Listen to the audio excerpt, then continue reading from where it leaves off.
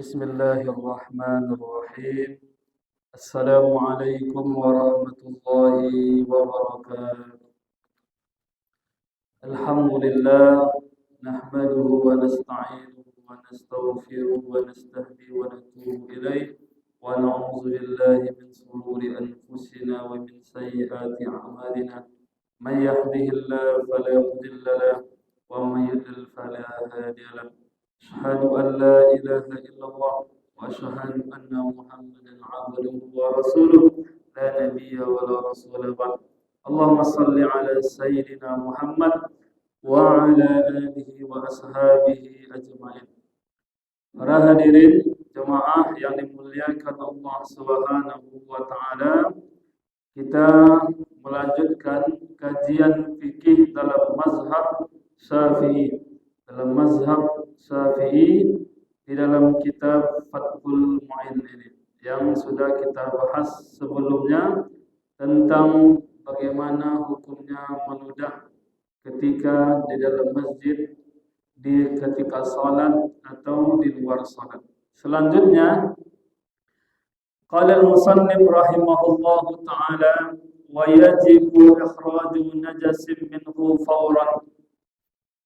Wajib bagi seseorang mengeluarkan najis dari masjid fawran secara langsung. Artinya kita sebagai jamaah umat Islam harus memiliki rasa empati, rasa memiliki masjid atau musholla kita ini. Kalau ada najis, ada kotoran, jangan disuruh-suruh orang lain. Maka kewajiban itu ada pada diri kita masing-masing.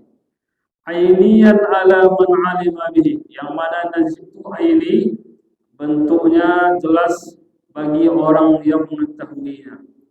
Wa in ursida li izalatihi, meskipun ada disiapkan orang untuk menghilangkannya. May yaqumu biha bima'mulubin, orang yang mengerjakan itu dan diketahui, seperti gharim, marbot.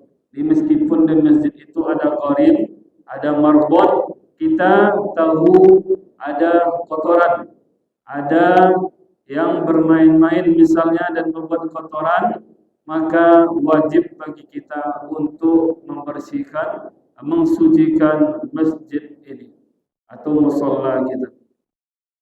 Kama tadahu itlaqu, sebagaimana yang dikehendaki oleh pendapat ulama-ulama mereka. Ulama dalam mazhab Imam Syafi'i. Wa yahrumu baulun fihi, dan diharamkan buang air kecil, kencing di dalam masjid. Ini sejarah yang masyhur juga, populer juga. Ada orang Badawi atau orang Badui dari pedesaan kencing di pojokan Masjid Nabawi. Ketika orang Badui ini kencing, sahabat sudah mengeluarkan pedangnya, namun Rasulullah santai saja. Kenapa Rasulullah santai? Karena memperhatikan kesehatan. Kencing itu ketika dikeluarkan, ditahan, maka akan membuat penyakit. Maka Rasulullah begitu berkasih sayang dan mengetahui bahwa akan berdampak buruk kepada kesehatan orang Badui yang tidak tahu hukum kencing di dalam masjid.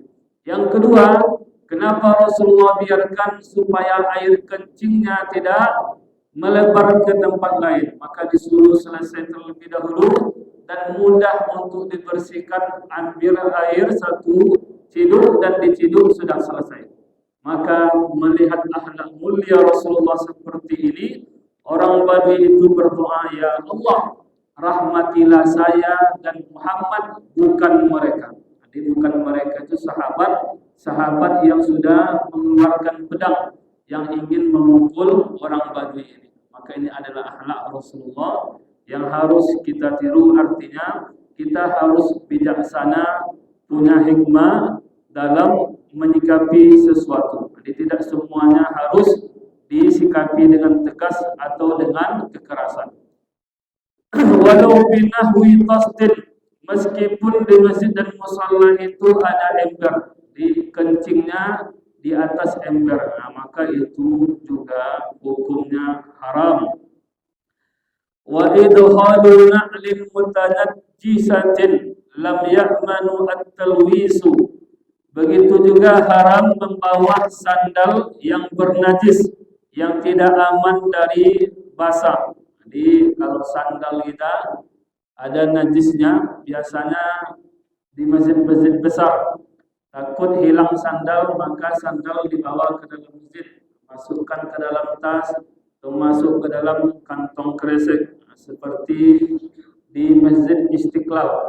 Biasa itu dilakukan orang, ambil kantong kresek, masukkan sandal, bawa ke dalam Masjid Istiqlal. Maka perhatikan, kalau sandalnya bernajis, hukumnya haram, tidak boleh. Waramyu nahwi qamlatin fihi maitatun wa qadduha fi ardihi. Ini banyak dibahas oleh ulama-ulama kita. Melempar kutu yang sudah mati atau membunuhnya di tanah masjid. Ini konteksnya masjid di zaman dahulu. Jadi kalau ada kutu, orang membunuh kutu, membuang bangkai kutu, atau membunuh kutu, artinya menekan kutu di dalam tanah masjid, maka hukumnya haram. Wa in qalla damuha, meskipun sedikit darahnya.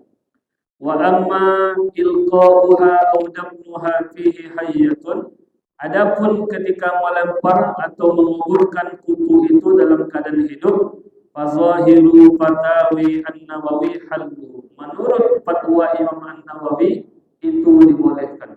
Bapak cukup tahu saja, ini ilmu yang ada dalam kitab bahwa kalau hidup itu dibolehkan, tapi jangan dicoba-coba boleh. Ini hanya sebatas pengetahuan kita. Jadi amanat ilmiah harus saya sampaikan. Jadi menurut Imam Nawawi, kalau kutu itu hidup, tidak apa dilemparkan atau dikuburkan dalam masjid, artinya masjid zaman dahulu.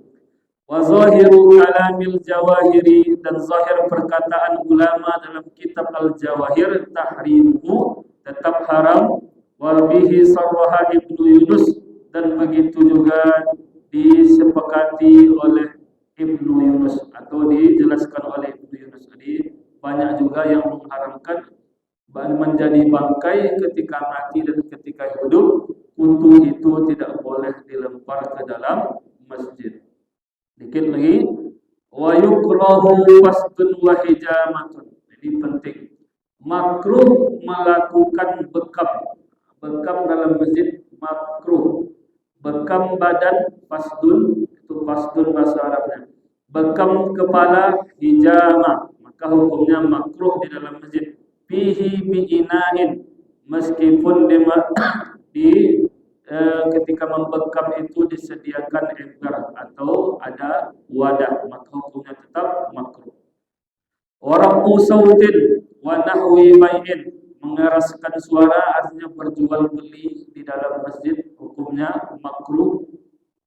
Wa amali sina'atin fihi, dan membuat kerajinan tangan, artinya menjahit dalam masjid atau membuat sesuatu di dalam masjid, maka hukumnya makruh. Selanjutnya apalagi yang dimakruhkan, wa kasbu ra'sin wa mankibin, membuka kepala dan bahu. Jadi jangan sampai kita datang ke masjid tapi memakai baju yang terbuka kepala dan juga bahu. Wattija'in atau wattija'u walau min fawqal qamisi, seperti orang lagi umroh atau haji ketika tawaf. Jadi ketika orang tawaf itu kan lengannya dibuka, maka itu kalau dibawa ke masjid itu tidak boleh, hukumnya makruh. Artinya apa? Kita harus menjaga pakaian kita kalau datang ke masjid. Kalau tentang umroh tawaf di Ka'bah itu pengecualian karena ada sejarahnya. Qala al-Ghazali fil Ihya, berkata Imam Al-Ghazali dalam kitab Ihya, la yaruddu rida'ahu iza saqata illa li uzrin wa misluhu al-imama wa nahwuha, dan tidak diambil selendang kalau jatuh. Jadi kalau jatuh peci kita, selendang kita, HP kita ketika sujud, maka itu jangan diambil. Begitu juga imamah, sorban atau peci dan lain sebagainya. Kenapa tidak boleh diambil?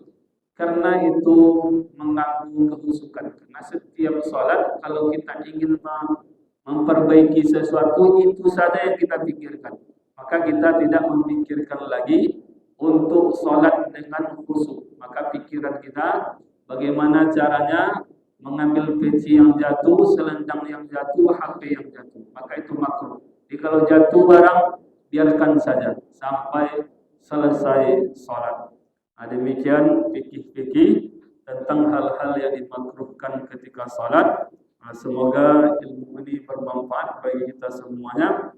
Sama-sama kita bacakan doa kafaratul majlis. Subhanakallahumma wa bihamdika asyhadu an la ilaha illa anta astaghfiruka wa atubu ilaik. Assalamualaikum warahmatullahi